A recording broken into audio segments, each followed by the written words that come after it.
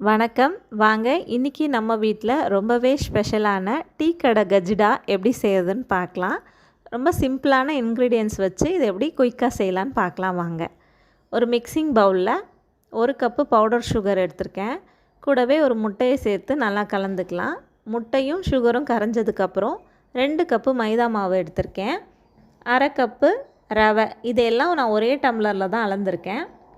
கொஞ்சமாக baking soda, கொஞ்சமாக உப்பு, 1/2 டீஸ்பூன் நெய் சேர்த்து இதை நல்லா கலந்து வச்சுக்கலாம். இது கூட ஒரு 1/4 டம்ளர் தண்ணி தேவைப்பட்டுச்சு. கொஞ்சம் கொஞ்சமாக தண்ணி சேர்த்து இந்த மாவை நல்லா பிசைஞ்சு எடுத்து வச்சுக்கலாம். ஒரு 10 நிமிஷம் மட்டும் ஊற வைக்கலாம்.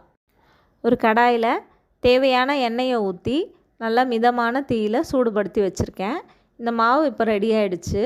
இது கையில் கொஞ்சம் ஒட்டுற மாதிரி தான் இருக்கும். இந்த சர்க்கரையோடு சேர்ந்து பிசைஞ்சதுனால கொஞ்சம் ஒட்டுற மாதிரி தான் இருக்கும்.